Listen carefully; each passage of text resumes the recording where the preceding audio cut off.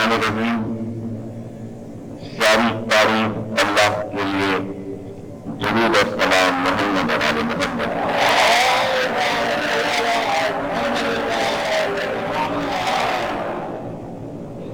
عشرہ چودہ کی 5 تقریریں کامل ہوئی. آج تقریر ششم پر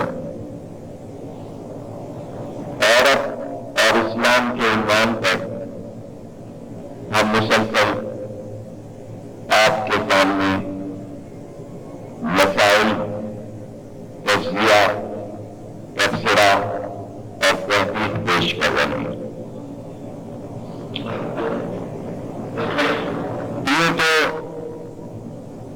اس موضوع کو مختلف زاویوں سے تقسیم کیا جا سکتا ہے اور تقسیم کیا جا سکتا ہے. مثلاً میں اگر چاہتا کہ رشتوں میں اس عنوان کو تلاش کرتا کہ عورت ماں ہوتی ہے تو اسلام میں کیسی ہوتی ہے، اسلام میں عورت بیوی ہوتی ہے تو کیسی ہوتی ہے، اسلام میں عورت بیٹی ہوتی ہے تو کیسی ہوتی ہے، اسلام میں عورت بہن ہوتی ہے تو کیسی ہوتی ہے. لیکن میں نے رشتوں میں اپنے عنوان کو محدود نہیں کیا، اس لیے کہ اسلام میں جو مثالیں ملتی ہیں اور جو رشتے میں نے بتائے آپ کو، ان میں کچھ مثالیں کسی رشتے میں زیادہ ہیں، کسی میں کم ہیں. اس لیے کہیں نہ کہیں پر تشنگی آ جاتی.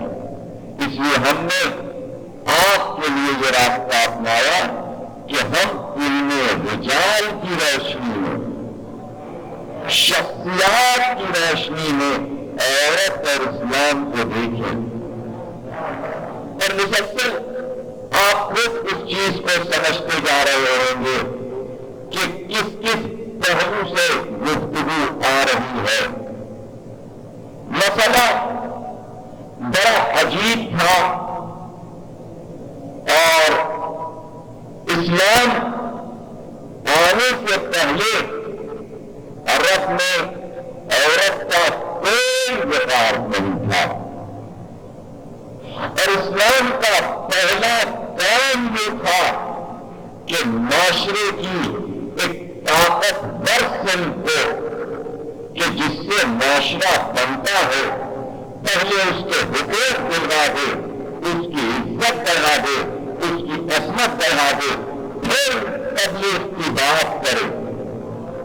توجہ رکھیے گا. اس لیے قدرت نے یہ انتظام کیا. بہت نیک قیمتی جملہ دینے جا رہا ہے اور اس کو محفوظ رکھیے گا، ہمیشہ آپ کے لیے یادگار رہے گا. قدرت نے یہ انتظام کیا کہ ہم تمہیں نبوت عطا کریں گے. جب تم نبوت کا اعلان کرو گے تو سب سے پہلے تمہاری نبوت کی تصدیق جو کرے گا وہ خیر تھے. کسی مرد نے تصدیق نہیں کی. بتاؤ مسلمانوں، تاریخ میں پیغمبر نے کس کو سب سے پہلے بتایا کہ میرے پاس نئی تھا. اور اگر اسلام کی عورت عظیم نہ ہوتی، ارے میں آپ سے کیا بتاؤں، موضوع چھڑ گیا شباب کا آغاز میں. حالانکہ تمیز میں پہلے ذہن بنایا جاتا ہے، لیکن اطمینان یہ ہے کہ 5 دن کا بنا ہوا ذہن اور 5 کی مبارک گنتی، اب ہمیں ذہن بنانے کی ضرورت نہیں ہے. سوال کریے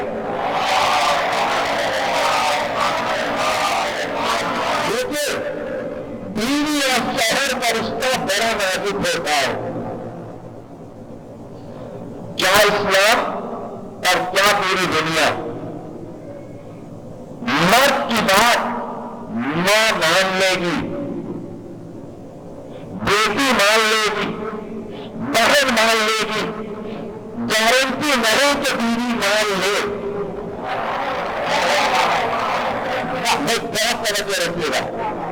اور دوسری چیز یہ ہے، آپ نے کوئی کام کیا، ماں کہے گی بیٹا بہت اچھا کام کیا تم نے، بہت اچھا کام کیا۔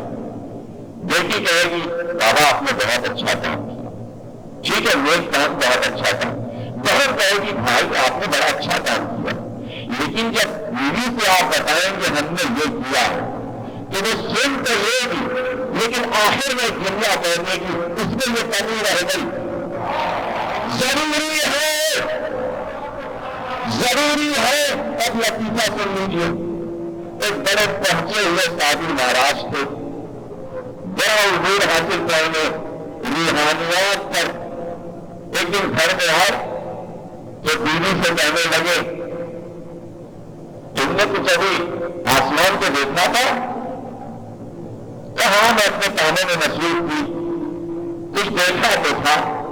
کبھی تم نے دیکھا تھا ایک آدمی ادھر سے ادھر اڑتا ہوا گیا تھا؟ کہاں نظر تو نہیں تھی کہ ایک آدمی اڑتا ہوا میرے سہن سے چلا جا رہا ہے۔ کبھی میں تھا جو ادھر سے ادھر اڑتا ہوا گیا۔ جبھی تو میں کہوں کہ ٹیڑھے ٹیڑھے کیوں ہو رہے تھے؟ سوال کریے گا،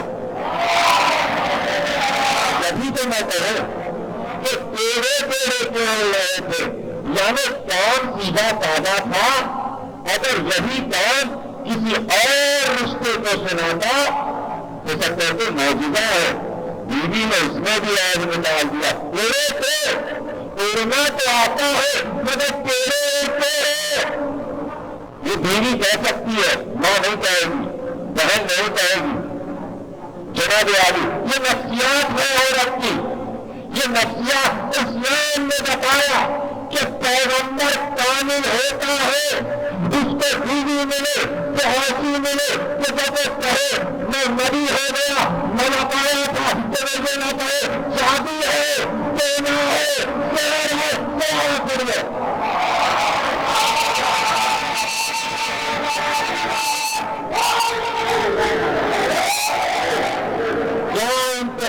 قدرت ہے، کیا انتخاب قدرت ہے۔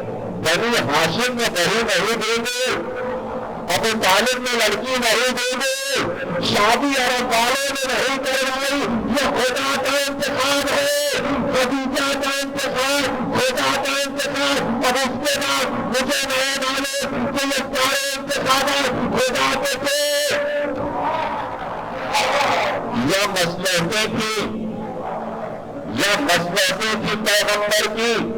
اس لیے ہم کہتے ہیں کہ تصدیق کرنے والے کو کیا کہتے ہیں؟ مسلمان بڑے فخر سے کہتا ہے جس نے نبوت کی تصدیق کی اسے صدیق کہتے ہیں۔ کہ عورت اگر تصدیق کرے تو اسے کیا کہتے ہیں؟ صدیقہ کہتے ہیں۔ ازواج نبی میں صدیقہ کون ہے؟ کہ لقب ادھر ادھر کیوں جا رہے ہیں؟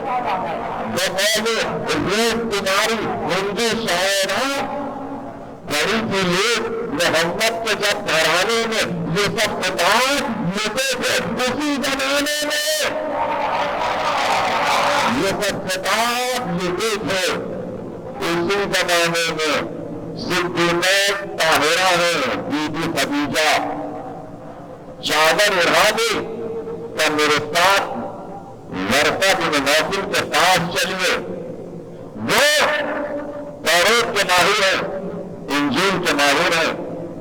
تو بے اختیار چچابات بھائی نے بھی یہی کہا، خدیجہ وہ ملک جو موسیٰ پر آیا تھا، جو عیسیٰ پر آیا تھا، وہی ملک ان پر بھی آیا ہے۔ تو تاریخ میں ورقہ کا نام کیوں نہ لیا؟ 13ویں 14ویں 25ویں نمبر پر آنے والے اکڑ کر پہلے دوسرے تیسرے چوتھے نمبر پر تاریخ میں آتے چلے گئے۔ کسی کو بچہ بنا دیا، کل عورت تھی وہ بچے تھے، لیکن ایک بات بتا دیں، خدیجہ کا نام تاریخ میں نبوت کی گواہی میں کوئی مٹا نہیں سکتا۔ اللہ نے یہ انتظام کیا کہ جب تم پر نبوت کا بار ڈالا جائے تو ایک ہی بیوی ہو،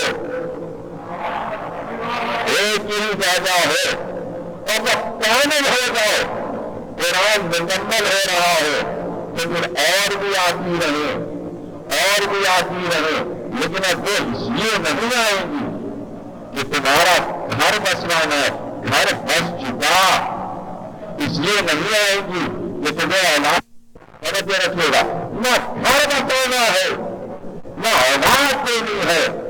اب شادیاں اس لیے کرنی ہے کہ کائنات کو بتانا ہے کہ اتنی بیویاں گھر میں آ جائیں کہ پیغمبر عدل کیسے کرتا ہے، کیونکہ اسلام میں 4 کی اجازت دی تھی۔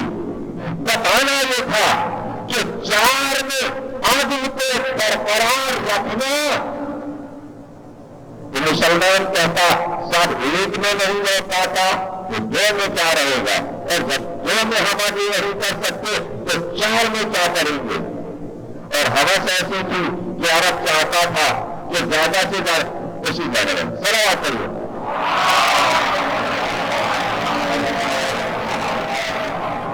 زیادہ سے زیادہ شادیاں کریں، زیادہ سے زیادہ۔ اسلام نے 4 رکھی، پیغمبر نے بتایا 4 میں عدل کرنا بہت آسان ہے، میں 13 میں عدل کر رہا ہوں۔ 13 میں عدل کر کے دکھایا پیغمبر نے، عدل کیسے کیا جاتا ہے، عدل کیسے کیا جاتا ہے، 13 کو ایک ساتھ کیسے رکھا جاتا ہے۔ آج انگریز مورخ کو پیغمبر پر سب سے بڑا اعتراض یہ ہے کہ پوری فوج بیویوں کی جمع کر دی، اور اس کے بارے میں معاذ اللہ یہ جملے لکھتے ہیں انگریز مورخین کہ عورتوں کا شوقین تھا۔ ہمارا پیغمبر عورتوں کا شوقین نہیں تھا، غلط سمجھا ہے انگریز مورخ نے۔ جملہ سن لیجیے، اگر انگریز مورخ یہ سمجھتا ہے کہ وہ شوقین تھا تو پھر 13 کی 13 سب کی سب جب وہاں پر آتی تو 13 سے زیادہ گناہ ہوتی۔ عورت ہمارا موضوع ہے، یہ مسائل آئیں گے، اس میں کسی ٹینشن اور پریشانی کی بات آپ کو نہیں ہونا چاہیے۔ کوئی 30 کی آئی، کوئی 35 کی آئی، کوئی 40 کی آئی، کوئی 50 کی آئی، اور جتنی آئی اس میں صرف 2 پیاری تھی اور سب 13۔ تاریخ کا ثبوت میں دوں گا، کتاب کا حوالہ میں دوں گا۔ مسلمانوں کی کتاب، تاریخ کی تیسری بڑی کتاب جو ہے مسلمانوں کی، طبقات النساء ہے۔ ابن حسان پہلی کتاب ہے، ابن حسان پہلی کتاب ہے، اور اس کے بعد تیسرا نمبر طبقات کا ہے کہ جو سلسلے وار تاریخ شہور میں آئی وہ طبقات النساء ہے۔ اور اس کو اٹھا کر پڑھیے، جتنی بیویاں آئیں صرف خدیجہ پیاری تھی یا ماریہ قبطیہ پیاری تھی؟ یہ پہلی یا آخری؟ وہ پہلی، یہ آخری، پہلی بھی پیاری آخری بھی پیاری۔ یہ بھی باقرا، یہ بھی باقرا، نہ وہ دے گا نہ یہ دے گا، نہ وہ سندرات نہ یہ سندرات۔ وہ جب آئی 28 برس کی، وہ جب آئی 17 برس کی، ایک 28 کی ایک 17 کی، درمیان میں جتنی آئی کوئی 30 کی، کوئی 35 کی، کوئی 29 کی۔ کچھ وہ ہے کہ جو بیوہ ہے، کچھ وہ ہے جو طلاق شدہ ہے۔ اب میں دلواتا جاتا ہے، بعد خدیجہ پہلی شادی سودا بنت زہرا سے ہوئی، بیوہ تھی، بیوہ تھی۔ تیسری شادی جس عورت سے ہوئی وہ 30 برس کی تھی، بیوہ تھی۔ طبقات النساء دیکھیے، اور ترجمہ ہو گیا عربی سے، 10 روز نفیس اکیڈمی سے، اس کی تمام جلدیں چھپ چکی ہیں اور کراچی کی ہر دکان پر موجود ہے۔ یہاں اس میں دیکھیے صفات میں بتا رہا ہے، یہاں اس میں دیکھیے گا طبقات کے سامنے صفات میں بتا رہا ہے. طبقات لکھتا ہے جبیر ابن موتم سے شادی ہوئی تھی. جبیر ابن موتم مین کوئے این مین طلاق دے دی تھی. 29 برس کی عمر تھی. طلاق کے صدمے سے ٹائیفائڈ ہو گیا. ٹائیفائڈ ہوا، سر کے بال جھڑ گئے، آواز بھاری ہو گئی، مردانی ہو گئی. رشتہ نہیں مل رہا تھا. دوست نے کہا تم کر لو، دوست نے ڈانٹ دیا. آ کر پیغمبر سے شکایت کی. میں نے اپنے ساتھی سے کہا میری بیٹی سے شادی کر لو، اس نے انکار کر دیا. تو ہم کر لیں گے، ہم کر لیں گے. گھبراتے کیوں، پریشان کیوں، بیاہ کر لے آئے. تیسری شادی، چوتھی شادی سلمہ بنت حذیفہ یا بنت سہیل یا بنت ابی امیہ. چوتھی شادی. پانچویں شادی جناب حفصہ. چھٹی شادی زینب بنت خزیمہ ام المساکین کا لقب ہے. ساتویں شادی زینب بنت جیش. آٹھویں شادی جویریہ بنت حارث. نویں شادی ریحانہ بنت شمعون. 10ویں شادی میمونہ بنت حارث. 10ویں شادی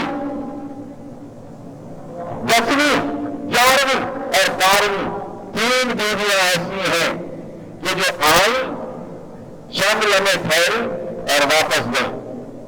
اور 13ویں بیوی ہے ماریہ قبطیہ.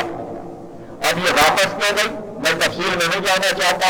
ایک ایسی یہودن مسلمان ہو کر عہد میں آئی تو سجانے کے لیے 2 بیویوں کو پاس بھیج دیا کہ میرے حجرے میں انہیں سجا کر بھیج دو. چیٹی بھیجنے لگی تو یہ کہتی جاتی تھی کہ پیغمبر کو ایک جملہ پسند ہے، چاہنا تو یہ جملہ بار بار کہنا کہ میں آپ کے لیے خدا سے پناہ مانگتی ہوں، خدا سے پناہ مانگتی ہوں. جا کر وہی دوہرا دیا اس بیچاری معصوم عورت نے. پیغمبر نے کہا آزاد کیا. بعد میں پتا چلا پیغمبر کو کہ یہ سازش تھی. اب ذرا سے پیغمبر کے گھر کی سازشیں بھی سن لیجیے. بھائی جہاں 4 جمع ہو جاتی ہیں اس گھر میں کیا قیامت آتی ہے. کتنے قصے بادشاہوں کو سنا دوں، نوابوں کو سنا دوں، آپ کے معاشرے کو سنا دوں. ارے 2 میں قیامت آ جاتی ہے. یہاں تو 13 تھی، یہاں تو 13 تھی. اسے عدل قائم رکھنا تھا، اسے عدل قائم رکھنا تھا. وہ عجیب شادیاں تھی. پتا چلا جنگ احد میں بلا شہید ہو گیا، بیوہ ہو گئے، شادی کر. جنگ مختلف میں بلا شہید ہو گیا، اس کی بیوی سے عقد کر لیا. بلا کو پیغام دیا، اس سے عقد کر لیا. یہاں تک کہ ام حبیبہ سب سے بڑا اسلام کا دشمن، سب سے بڑا اسلام کا دشمن ابو سفیان، اس کی بیٹی ام حبیبہ ہجرت کر کے حبش گئی. وہاں شوہر مر گیا، بیوہ ہو گئی. نجاشی نے خط لکھا کہ ام حبیبہ بیوہ ہو گئی. پیغام بھیجا کہ میں شادی کرتا ہوں. نجاشی نے اپنے خزانے سے مہر کی رقم ادا کر دی، دے دی، عطیہ دے دیا. بادشاہ نے ام حبیبہ کو مدینے بھجوا دیا.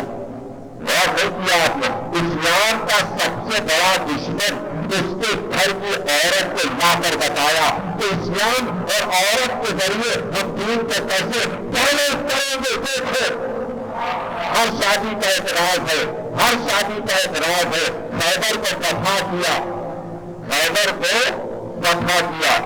خیبر کا سردار حلیہ بن اخطب یہودی سردار، اس کی بیٹی گرفتار ہو کر قیدی بن کر لائی گئی. صفیہ اس کا نام ہے. فوراً پیغمبر نے چادر ڈال دی، عقد میں آ گئی. عقد میں کسی مسلمان سے کہتے تو وہ کا اور برطرف کر لیتا، لیکن یہودی سردار کی بیٹی خیبر کے بعد پیغمبر کے حق میں آ گئی، صفیہ ام المؤمنین بن گئی۔ اس شادی کا راز کیا تھا؟ کسی اور سے کروا دیتے، ہر شادی میں ایک راز ہے، قدرت کا راز۔ صفیہ کو شادی اس لیے کی کیونکہ یہودی خیبر میں کس طرح مصروف بن کر مقابل آئے، دولت ان کے پاس ہے، زمین ان کے پاس ہے، خزانے ان کے پاس ہے، اگر یہ ساری زندگی لڑتے رہے تو اسلام کے مقابل بس جنگیں کرتے ہوئے پیغمبر کی زندگی گزر جائے گی۔ اس لیے یہودیوں کے سب سے بڑے سردار کی بیٹی کو بیاہ کر لائے، یہودیوں کو سسرال بنا دیا، برادری کو سسر بنا دیا، سارے بنا دیے۔ یہودی سمجھ گئے، بڑے سمجھدار تھے، صفیہ کی شادی ہو گئی تو پھر یہ سوچنے لگے اب داماد سے نہیں لڑا جاتا، اب داماد کا گھر نہیں اجاڑا جاتا، بابے خیبر پھر داماد سے لڑیں گے، یہودی نہیں آیا، یہودی بڑا سمجھدار تھا، داماد سے لڑیں نہیں آیا، وہ کون تھا جو داماد سے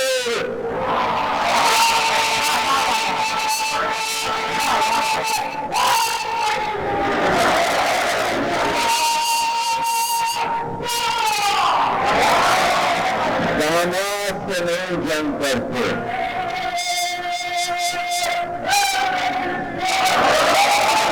بیٹی کا گھر اجاڑا نہیں کرتے، بیٹی کے گھر کا خیال کرتے ہیں۔ یہودیوں نے بتایا صفیہ کے شادی کا راز یہ تھا۔ نجاشی نے کہا میں اب میں چاہتا ہوں کہ ان میں حبیبہ سے عقد ہو، بڑے دھوم سے عقد ہوا، ان میں حبیبہ رخصت ہو کر رسول کے گھر آ گئی۔ کس کی بیٹی ہے؟ کفر کے، کفر کی بیٹی ہے، کفر کے سردار کی بیٹی ہے، کیوں بیاہ کر لائے؟ جو اسلام کا سب سے بڑا دشمن ہے اس نے بڑی عورت کے لیے آئے، تم کیا سمجھو گے خدا کی مصلحتیں کہ کیوں لے آئے؟ تو بتا دیجیے پیغمبر یہ ان حبیبہ کو بیاہ کر کیوں لائے؟ تو صرف یہ بتانا ہے کہ عورت اگر کفر میں بھی پلی ہو اور پیغمبر کو اس پر چھاؤ بھی پڑ جائے تو اس کا کردار نکھر جاتا ہے۔ صرف یہ بتانا ہے کہ پاکستان کی پلی، ہندا کے کوٹ کی پلی، جگر خارا کے کوٹ کی پلی، اس کے کوٹ کی پلی ہوئی عورت پیغمبر کی صحبت میں آتی ہے تو اپنے کردار کو کتنا بلند کرتی ہے، یہ بتانا ہے کہ پیغمبری کیوں آئی ہے۔ کیسے پیغمبری سرکش عورتوں کو صاحب کردار بناتی ہے، یہ ہماری فتح ہے، یہ اسلام کی فتح ہے۔ دیکھو سرکش گھرانے کی عورت کو دیکھو، آ گئے ہیں میں حبیبہ، ویسے مکہ کا موقع تھا، ابو سفیان شیرنامے پر گفتگو کرنے کے لیے مدینے آیا، مکے سے ملنے آیا، سفارت کے عہدے پر آیا، سب سے پہلے رخ کیا اپنی بیٹی کے گھر کا، باپ بیٹی کے گھر جا رہا تھا، گھر میں داخل ہوا، بیٹی نے باپ کو دیکھا، سامنے بستر بچھا تھا پلنگ پر، باپ نے چاہا کہ اس پہ بیٹھ جائے، بیٹی نے آواز دی خبردار بابا ابھی نہ بیٹھنا، توجہ رکھیے گا، ابھی نہ بیٹھنا۔ ایک گیا ابو سفیان، کیا بات ہے؟ آگے بڑھی، بستر کو لپیٹ کر الگ رکھا اور پھر بھی پلنگ پر بیٹھے، غصے سے دیکھا اور دیکھ کر کہا یہ باپ کی عزت کی ہے تو نے؟ بستر ہٹا دیا، چادر ہٹا دی اور کہتی ہے پھر وہ پلنگ پر، تو ہاتھ باندھ کر کا معاف کرنا، یہ پیغمبر کا بستر تھا، تم کافر ہو۔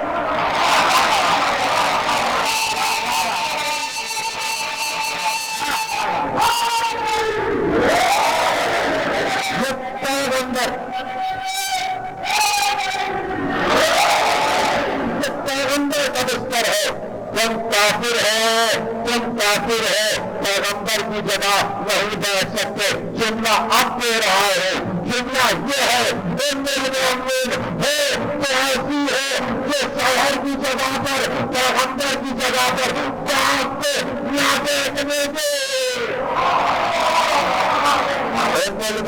اس کو کہتے ہیں جو پیغمبر کی جگہ پر اپنے پاپ کو نہ بیٹھنے دے، جو اپنے پاپ کو نہ بیٹھنے دے، جس نے اپنے پاپ کو بٹھا دیا پیغمبر کی جگہ پر، اس کو ہم کیا کہیں؟ ابن حبیبہ، تجھ پر میرا سلام، واقعتاً اس پیغمبر کی سچی روزہ تھی، کافر کی بیٹی تھی، لیکن کردار کی بہت بلند تھی۔ تو پیغمبری کو سمجھ گئی، تو نبوت کو سمجھ گئی، تو کردار نبوت کو سمجھ گئی۔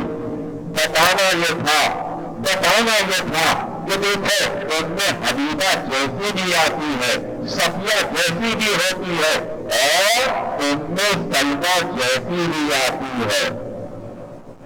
20 سال کی عمر تھی جب ہم 30 عامل فیل میں پیدا ہو، جس سال آپ کے میلا پیدا ہوئے اسی سال یہ بھی پیدا ہو، ہم عصر ہیں، ہم عمر ہیں، 30 سال کی ہیں جب آپ میں آئے، اور حسن و جمال میں ان میں سلمہ سے زیادہ اس وقت کی موجودہ بیویوں میں کوئی ان کی مثال نہیں تھا۔ تو شور ہو گیا بیویوں میں کہ سب سے خوبصورت بیوی آ رہی ہے۔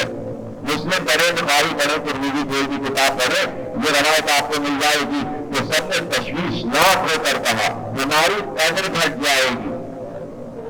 اور ان میں سلمہ کے آنے کے بعد بھی ڈپٹی نذیر احمد لکھتے ہیں کہ 2 پارٹیاں بن گئی تھی نبی کی بیویوں میں، تو ان کی نظر میں پارٹیاں ہیں، وہ پارٹیاں لکھتے ہیں، ہم کچھ اور کہتے ہیں، ہے نا؟ اور باتیں کر دیں، جنگ احد 2 ہجری میں ہوئی، رسول اسلام نے لشکر کو 2 حصوں میں تقسیم کر دیا، ایک بڑھ رہا تھا اور ایک حصے سے کہا کہانے کے پاس کھڑے ہو گئے، اس درے کے پاس کھڑے، اور یہاں سے ہٹنا نہ، آندھی آئے، طوفان آئے، زلزلہ آئے، قیامت آئے، یہاں سے نہ ہٹنا۔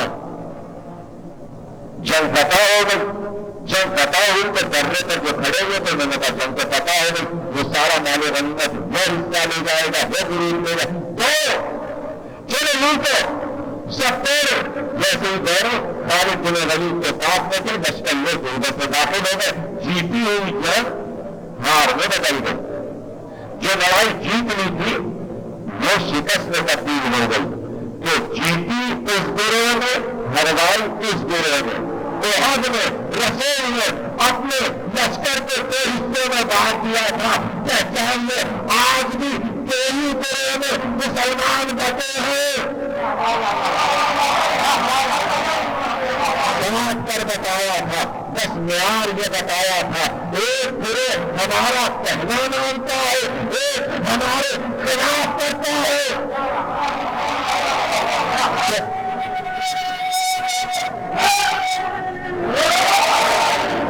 تو گھر میں بھی 2 گروہ بن گئے، یہی احد والے گروہ، تو وہ گروہ نہیں ہے، ان کی پہچان کیسے ہو، کون سا گروہ کیا نظریہ رکھتا ہے؟ تو قدرت نے بہت اچھا انتظام کیا تھا، طے ہوا ایک گروہ کی سربراہ ام سلمہ، ایک گروہ کی سربراہ گھر سے میدان تک، کیسی باتیں کر کیسے سمجھائیں گے بچوں بڑھائی، کیسے بتاؤ کہاں سے کہاں تک سربراہی 2 گروہ، تو پہچان کیسے ہے؟ پہچان کروانی تھی کہ کون سا گروہ حق پر ہے، وہی آئے، حضر میں آئے، سفر میں آئے، شہر میں مسجد میں آ جائے، غار میں آ جائے، پہاڑ پر آ جائے، جہاں پیغمبر ہے وہی آئے۔ میرے فلسفہ آپ سمجھ رہے ہیں نا، جہاں پیغمبر ہے ملک وہی آئے، لیکن قرآن میں ایک آیت ایسی ہے کہ جہاں آپ ہیں وہاں نہیں آئے گی، کہیں بھجوایا جائے گا، انتظام کروایا جائے گا، پھر یہ آیت دی جائے گی، چلیے ان میں سلمہ کے گھر میں جائیے، چادر اوڑھیے، چادر اوڑھ کر لیٹیے، اب تکبیر آئے گی۔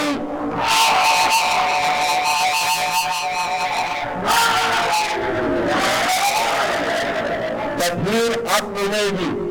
پہلے اس بیٹی کے گھر جائیے، سربراہ کا تعارف ہو رہا ہے، تکبیر کی آیت آئے کہ ان کو سلمہ کے گھر میں آئے، لیکن احتیاط کا یہ عالم ہے کہ گھر میں ہے، حجرے میں ہے، چادر کا ایک خیمہ بنا لیجیے، چادر کا خیمہ تیار کیجیے۔ کسائے یمانی، کسائے یمانی بہت بڑی چادر تھی، شاہ یمن نے بھجوایا تھا، سیاہ چادر تھی اور مرد ریشم کے اوپر پھول تھے۔ وہ چادر ایسی چادر تھی کہ پیغمبر جب اوڑھ کر باہر نکلتے تھے تو لوگوں کے سینے کا سانپ لیٹ جاتے تھے۔ یمنی چادر اتنی قیمتی کبھی نہیں عرب میں کسی کے پاس، چادر کوئی پھٹی ہوئی نہیں تھی، کوئی کملی نہیں تھی، عجیب چادر تھی، ایسی چادر تھی کہ 5 جسم آ جائے چادر کی وسعت باقی رہے، نورانی چادر تھی۔ اس چادر سے نور کی شعاعیں نکلتی تھی۔ وہ چادر اوڑھ کر اس چادر کا خیمہ عصمت بنائیے تاکہ ام سلمہ کے گھر میں ایک اور پاک گھر بنے، ایک تو ام سلمہ کا پاک گھر، پھر اس میں ایک پاک گھر۔ اور جب وہ گھر بن گیا اور سب اس گھر میں آ گئے تو اب وہ بھی جو گھر کی مالکہ تھی چادر کے کونے کو پکڑا کر کونے کو اٹھایا، میں بھی آ جاؤ، اجازت ہے کون میں سلمہ تو خیر پر ہے لیکن اس میں نہیں آ سکتی۔ توجہ نہیں کیا، بس بتانا یہ تھا تیرے گروہ ہے، ایک کی سردار ام سلمہ، یہ خیر پر اب اپوزٹ میں سوچ لیجیے شر کہاں ہے۔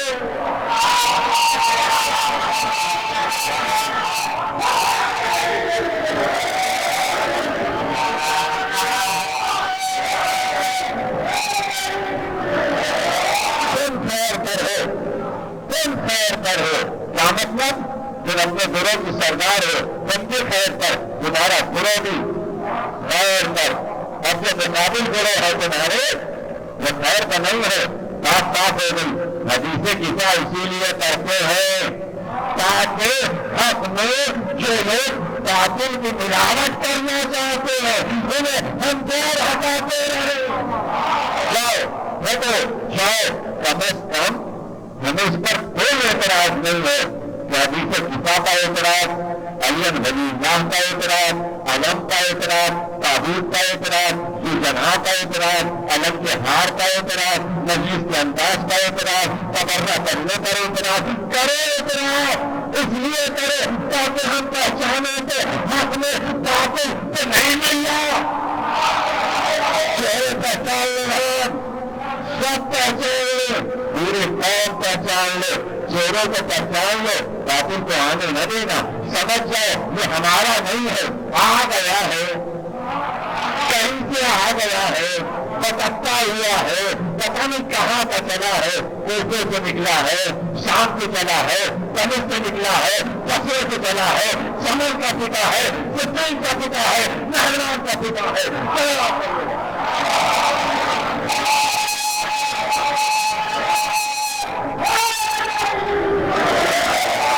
پہچان لو،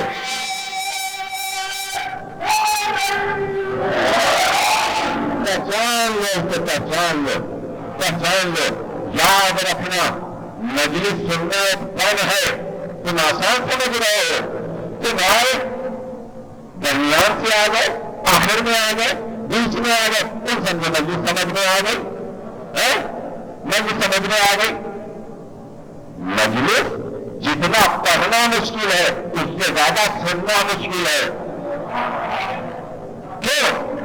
اس لیے کہ مجلس تسلسل ہے معصومین کے بیانات کا، اور جب کمرے میں حجرے میں بیٹھ کر اپنے اصحاب خاص سے فرمائش پر مولا یہ بتا دیجیے کہ مولا یہی کہا کرتے تھے، ہر حق کا انعام یہ کہتا تھا، تمہیں حدیث بتا رہے ہیں، عوام کو نہ بتانا، بازاری لوگوں کو نہ بتانا، سب کو نہ بتانا۔ مولا کیوں؟ ہمارے حدیث کا پار بازاری نہیں کہا سکتا، بازاری نہیں سمجھے گا اس کو نہ بتانا کہ سنو ہم بھی 25 برس سے یہ کہہ رہے ہیں ہماری مجلس میں وہ آئے جو پڑھا لکھا جاہل جائے. ہم نہیں سنانا چاہتے جاہل کو, ہم مجلس نہیں سنانا چاہتے. لوگ مجمع کو معیار سمجھتے ہیں, ہم مجمع کو ڈراتے ہیں. ہم مجمع سے کہتے ہیں جاؤ نکلے, اس لیے کہ کٹوتی پڑھ کر دیکھتے ہیں کون چھٹی مجلس میں سمجھے موضوع سمجھ میں آ گیا. نہیں, 10 برس 30 برس ایک ذاکر کو سننا پڑتا ہے تب کتابت سمجھ میں آتی ہے. 20 برس قلب حسین کو سنا ہے, 20 برس 55 سے لے کر 94 تک ابن حسن نانوی کو سنا ہے, محسن نواب اللہ جتادہی کو سنا. ایک چھوٹے ذاکر سے لے کر جو ہماری نظر میں چھوٹا نہیں تھا اور عظیم ذاکر تک ہم نے کوئی مجلس منگا نہیں کی, تب ہمارے سمجھ میں مجلس سننے کا جانا ہے. پڑھنا تو الگ ہے, پڑھنا الگ ہے. تو سننے کا طریقہ اور سلیقہ اتنی دیر میں آیا. 20 برس کے بعد سمجھ میں آنے لگا مجلس کیسے سنی جاتی ہے. تم جمعہ محنت کے ایمانداروں میں سمجھتے ہو, مجھے سمجھ میں آ گئی. بس سے بیٹھو, ایک لفظ غور سے سنو, پھر ذاکر سے وضاحت کرو. یہاں پرسوں 1 گھنٹے پہلے ایمانداروں میں پہنچتے تھے, اس کے بعد ذاکر کا انتظار کرتے تھے, مجلس سے پہلے اس سے باتیں کرتے تھے, مجلس کے بعد بھی اس کے پاس بیٹھے رہتے تھے. تب سمجھ میں آیا کتابت کسے کہتے ہیں. تم نے ذاکر کو سلیم سمجھ لیا, اس کا مذاق اڑانے لگے. مجلس سمجھ میں آ جائے گی, مجلس سمجھ میں آ جائے گی. مجلس سمجھنے کے لیے ایسا ہے میرے بھائی, سنو, یہ جو مجلس ہوتی ہے یہ پتا کون سی کلاس ہے؟ امریکہ میں بھی, واشنگٹن میں, نیو یارک میں, یہی بات میں نے کہی تھی. لوگوں نے کہا سب بیان کرنا چاہیے, فقہ بیان کرنا چاہیے, اصول بیان کرنا چاہیے, پڑھائیے حسن جنابت. میں نے کہا سنے, منبر حسین پر یہ بےادبیاں مت کیجیے. جس پر شہدا پر فاطمہ بیٹھی ہے وہ اپنے بچے کا ذکر سننے آتی ہے, وہ اپنا ذکر سننے آتی ہے. یہ سارے کام گھروں میں مائیں اپنے بچوں کو 10 سال کی عمر میں سکھا کر کامل کر دیتی ہے. اگر تم نے یہ کہا 20 برس کی عمر میں کہ ہم کو زکات کا مسئلہ نہیں معلوم, اور نکلے رہے گھر سے, دنیا کمزور ہے, نہ سمجھایا جائے گا, نہیں سمجھو گے. یہ ایک دم سے میٹرک کا فارم بھرنے پہنچ گئے, نہ 5ویں کلاس پڑھی, نہ 6ویں کتاب پڑھی, نہ 7ویں کتاب پڑھی, نہ 8ویں کتاب پڑھی, نہ ہمیں میٹرک دیں گے تو 2-3 سال فیل ہو گے. دنیا کمزور ہے, اور جو میٹرک میں 3 سال فیل ہو جائے وہ بی اے کا فارم بھر سکتا ہے. تو بی اے کی تعلیم میں تو یہ حال ہے, ہم پی ایچ ڈی کی کلاس لیتے ہیں اور 8ویں کلاس کا لڑکا پی ایچ ڈی کی کلاس میں آ کر یہ کہے گا یہ نہیں یہ کرو. ہم پی ایچ ڈی کی کلاس لے رہے ہیں, یہ ہونے کی کلاس ہے. 5ویں کلاس کا لڑکا آ گیا, اب مثال سمجھ لیجیے, کالج میں جائیے, ایم ایس سی کا پروفیسر فزکس کا لیکچر دے رہا ہے, فزکس کی تھیوری ایٹمی تھیوری سمجھا رہا ہے. 7ویں کلاس کا لڑکا گیا, بیٹھ گیا, سننے لگا, بعد میں کہنے لگا پروفیسر سے آپ انتہائی جاہل ہیں, ایک لفظ ہمارے سمجھ میں نہیں آیا کہ کیا آپ نے سمجھایا. تو یہی کہے گا بیٹا تم کیا ایم ایس سی کے ہو, میں تو 7ویں میں پڑھتا ہوں. تو آپ کہیں آپ احمد ہیں, یہاں کیوں آ گئے؟ ابھی تو پڑھتے ہیں, آپ جب یہاں پہنچیں گے ابھی 8-10 برس کے بعد یہ لیکچر سمجھ میں آئے گا. سنو جوانوں, اگر یہ مجلس سمجھنی ہے تو 8 برس محنت کرے, سے سمجھ میں آئے گی.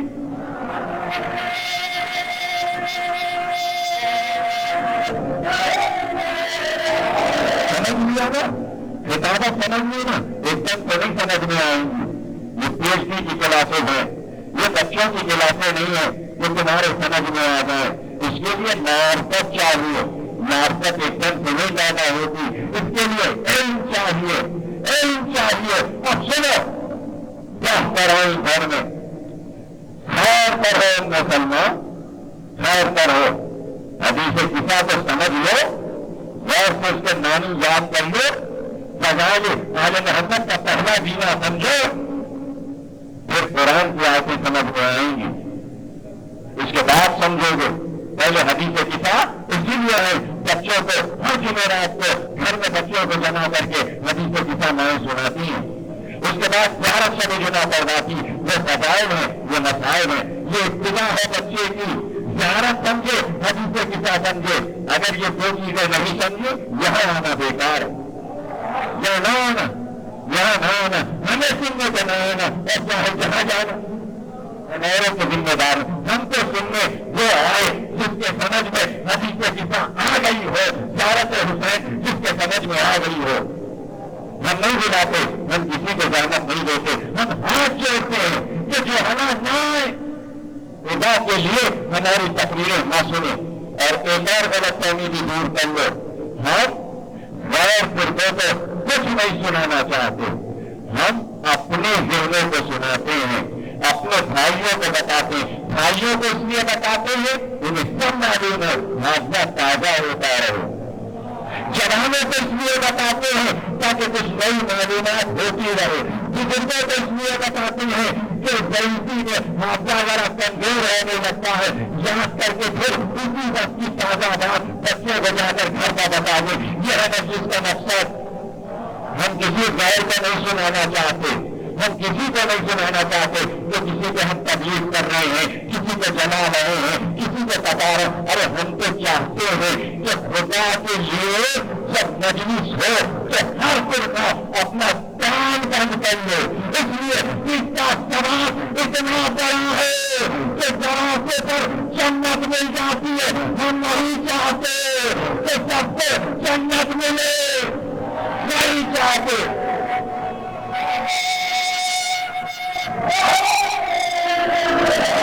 ہم نہیں چاہتے.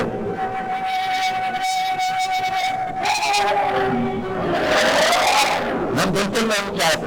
ہم اس لیے نہیں چاہتے میرے بھائی کہ اگر ہم نے 4 باطل والوں کے کان میں یہ فضائل ڈال دیے تو ان کو ثواب مل جائے گا, ثواب ملے گا, نیکیاں بلند ہو جائیں گی, نیکیاں بلند ہوں گی. تو نانا اعمال لے کر کہیں گے ہم نے ذکر سن لیا تھا, چلتے پھرتے سن لیا تھا, تو اس کا تو بہت بڑا ثواب ہے, میں لگتا ہے یہ جنت میں جائے گا. اس طرح کے لاکھوں جب پہنچیں گے پیغمبر کہیں گے ہم تو جگہ بک کر چکے, ابھی والوں کے لیے وہ تم کہاں سے آئے.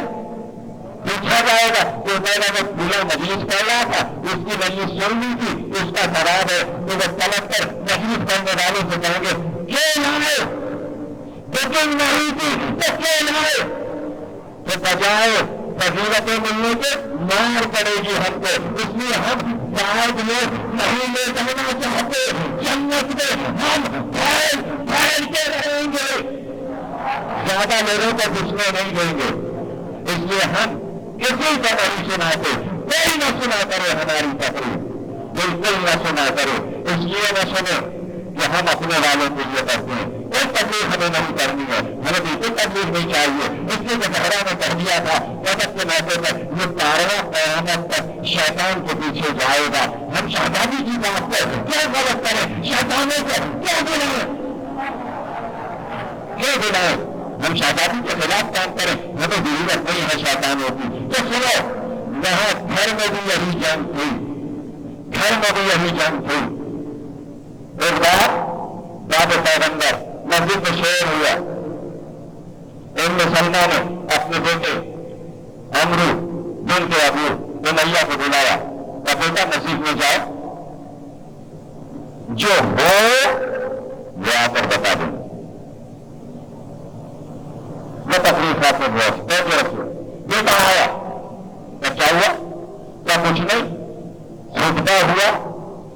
بھیڑ ہوئی، بہت ہوئی، اور اس کے بعد تب اپنے گھر گئے، حضرات اپنے گھر گئے، چپ ہو گئی۔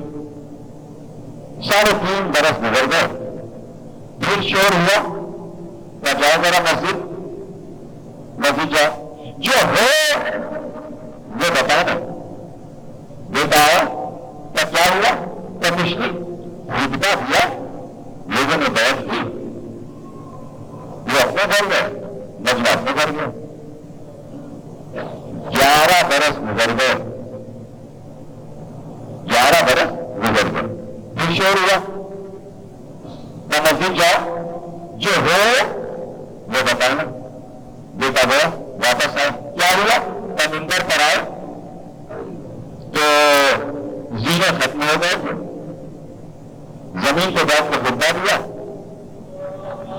پتہ نہیں آپ کا جملہ پہنچ گیا نہیں، جہاں رسول بیٹھے وہ چھوڑا، دوسرا زینا، تیسرا زینا، 3 ہی زینے کا منبر تھا، جب جگہ نہیں تھی زمین پر تو ادب تو کرنا تھا، پہلے زینے کو چھوڑنا تھا، دوسرے کو تیسرے، تو یہ ہوا، خطبہ دیا، لوگوں نے بحث کی، وہ اپنے گھر گئے، وہ اپنے گھر گئے، چپ ہو گئی۔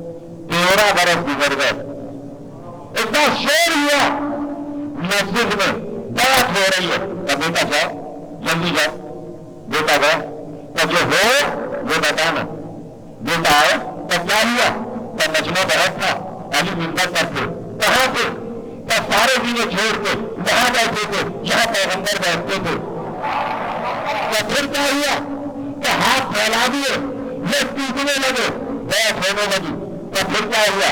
کہ میں آگے گیا، یا کوئی ہاتھ بڑھایا بیٹھ کے لیے، علی نے میرا ہاتھ پکڑ لیا، کہ جانے نہیں، ٹھہرو، یہاں رک جاؤ، تو پھر کیا ہوا؟ کہ بیٹھ ہوئی، مجمع بھر گیا، منبر سے اترے، میرا ہاتھ تھاما، کہ میرے ساتھ اپنے گھر چلے، تمہاری ماں سے کچھ بات کرنی ہے، تو پھر کیا ہوا؟ میرے دروازے پر ہے، یہ دروازے کا یہ سننا تھا کہ خوشی کے مارے پردے کے پاس آئی، اتر آواز آئی، سلمان وقت وفات رسول نے یہ تقدہ دیا تھا کہ مجھے دے، کہتے علی جس دن بیعت کر کے خلیفہ ہو یہ تقدہ علی کو دے دینا، کہ میں سلمہ وہ تقدہ دے دے، سلمہ نے تقدہ نکالا، علی کے حوالے کیا، کہ بیٹا آگے پر اسلام واپس آیا ہے، استدعا کرو اور اسلام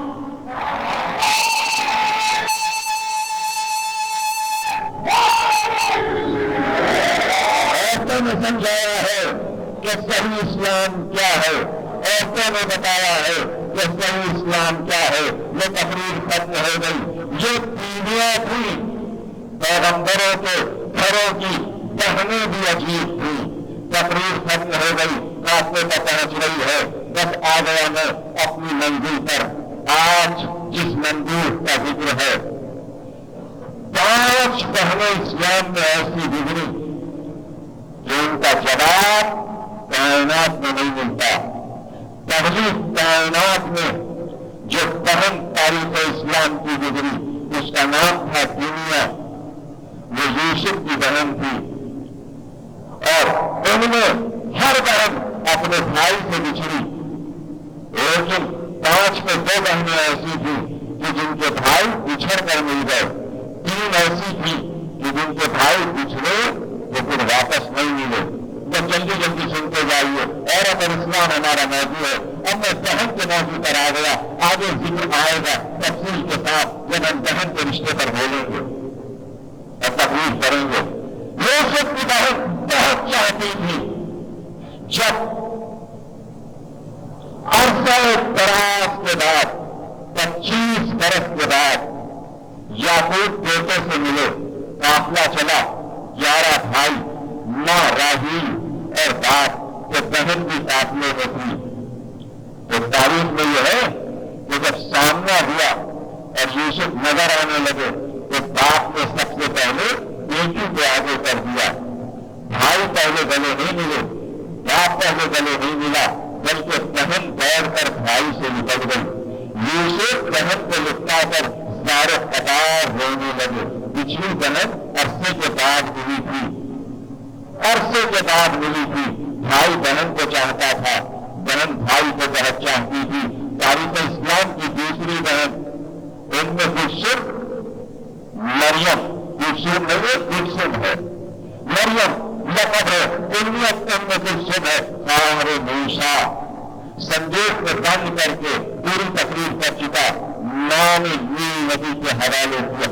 ماں گھر پر رک گئی، لیکن بہن کی محبت ایسی تھی، دریا کے کنارے کنارے چلی. جدھر جدھر بھائی تھا ادھر ادھر بہن تھی. بہت بے قرار تھی بہن. پتہ لگا کر آئی کہ بھائی کہاں گیا، اور ایک دن وہ ہوا کہ موسیٰ بہن سے بھول گئے. بچھڑی ہوئی بہن، بچھڑا ہوا بھائی، دونوں کو قدرت نے ایک دن ملا دیا. یہ تو ہو گئی دو بہنیں جو بھائی سے بچھڑی لیکن مل گئی، ان کے بچھڑے ہوئے بھائی مل گئے. اب تین بہنیں اور ہیں اور تقریر ختم ہو گئی. اسلام کی ایک بہن اور ایک بھائی. بھائی بھی ایسا بھائی جو طویل قامت تھا، جوانی میں بے مثال تھا، شان بھرے ہوئے، سینہ چوڑا، ایسا شہسوار، ایسا سجا کہ پورا عرب کانپتا تھا. جب پیغمبر کو اپنے تلوار کے سائے میں لیے ہوئے میدان احد میں آیا تو لوگ لڑک گئے. یہ چچا تھا، یہ بھتیجا تھا، یہ حمزہ تھے، یہ رسول تھے، اور ایک بہادر چچا احد میں شہید ہو گیا. شہید ہو جاتا شہادت کے شرف تھا، لیکن اسلام کی تاریخ میں ظالموں نے یہ پہلا ظلم کیا کہ ظالم کی بیوی ہند جگر خارا نے خنجر نکال کر سینے کو چاک کیا، جگر کو چبایا، کانوں کو کاٹا، ناک کو کاٹا، ہوٹوں کو کاٹا. بس لینے کے لیے کافی ہے. پولیس میں کر چکا، اس کے آگے زیادہ کچھ نہیں کرنا ہے. جتنا چاہے ماتم کیجیے. ایک بار رسول کو پتا چلا، چچا کے لاشے پر آئے. چچا کو بہت چاہتے تھے، اپنی وقت کو برداشت کیا، لاشے کی حالت دیکھی، لیکن چاہتے تھے پھوٹ پھوٹ کر رہے اپنے آپ کو چچا کے لاشے پر گرا دے، لیکن سنبھالا. اس لیے سنبھالا کہ ایک بار گر ہوا، بہن بھائی کے لاشے پہ آ رہی ہے. صفیہ سر پیٹتی ہوئی، ہائے میرا بھائی. جناب صفیہ حمزہ کو بہت چاہتی تھی، بھائی کو بہت چاہتی تھی. اب اس سلسلے کا آخری جملہ ہے، اس کو بن جاؤں گا. اس جملے کے بعد سرکار رسول نے سنا بہن آ رہی ہے، بھائی کے لاشے پہ آ رہی ہے. لاشا کیسا ہے؟ ارے بہن نہ دیکھ سکے گی. جب میں نہ دیکھ سکا آواز دیا صاحب کو، چادر ڈال دے، صفیہ لاشا نہ دیکھے. اے رسول اللہ، بہن کی نگاہوں سے بھائی کے زخمی لاشے کو چھپا دیا. ہونا یہی چاہیے تھا. صفیہ بھائی کا لاشا دیکھتی تو شاید تم توڑ دیتی.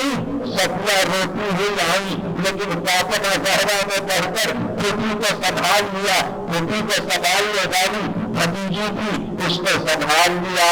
صفیہ کے پیغمبر اپنے ساتھ مدینے واپس لے گئے. حمزہ کی لاش کو صفیہ کو دکھایا نہیں گیا، قبر بنا دی گئی. ہاں ایک بہن اور ہے، یہ بھائی کے لاشے کو نہ دیکھ سکی، بھائی کو کم توڑ کے نہ دیکھ سکی، ہاں بھائی کی قبر بھی نہ دیکھ سکی.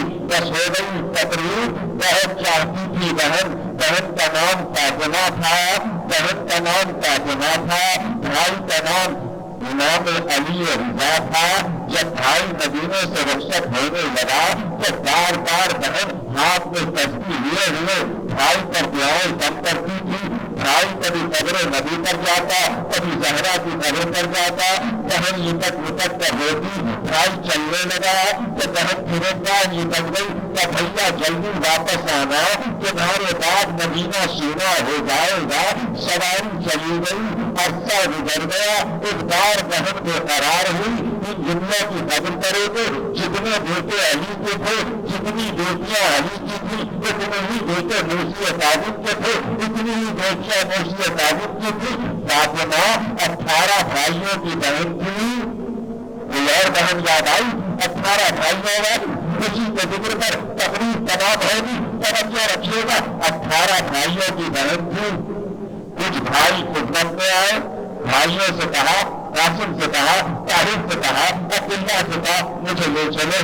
مجھے شہر تیس لے چلو، مجھے ایران لے چلو، اب میری قوت برداشت چراغ دے چکی، ایسا ہو گیا بھائی کو نہیں دیکھا، میں بھائی بہن کو تلواروں کے سائے میں اناری میں پردے میں بٹھا کر لے کر چلے، خدام ساتھ چلے، قبیلے ساتھ چلی، احترام سے بہن بھائی کی طرف چلی، جیسے ہی خود شہر میں سواری پہنچی، ایک بار اناری کا پردہ ہلا، دور سے دیکھا سیاہ پرچم دور تک نظر آ رہے ہیں، خیمہ لگایا گیا، بہن کو اس میں اتارنے کی تیاری تھی، جب قریب ہماری خیمے پہ آئی تو دیکھا سب سیاہ کپڑے پہنے ہوئے ہیں، کئی شہر کا بادشاہ مر گیا تھا، یہ کالے جھنڈے پہ لگے ہیں، یہ سب کو کالے کرتے پہ پہنے ہیں، کسی نے کچھ بتایا نہیں، کسی کی ہمت نہیں، ان کا سردار بھی آیا تھا وہ بھی خاموش تھا، کیا بتائے،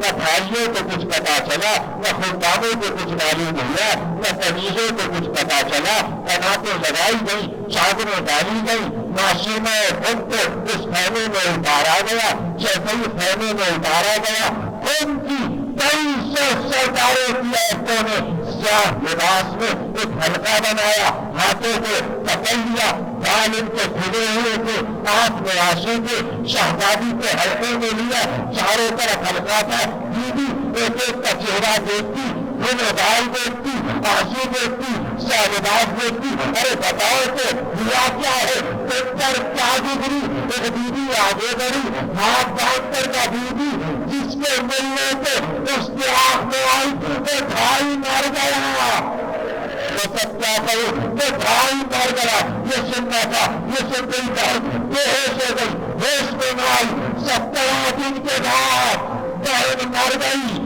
بھائی کا قربان ہو گئی، اے معصوم بھائی کی موت کی خبر سن کر بیوی زندہ نہ رہ سکی، یہ تاریخ اسلام کی پانچویں بہن زینب ہے، مکہ میں آ رہی ہے، لاشا پڑا ہے، زینب آتی ہے، تڑپتی ہوئی ہے، زینب پتر اے دانا، اے دانا، یہ بھیا کا لاشا، ہائے امام غریب، ہائے امام غریب۔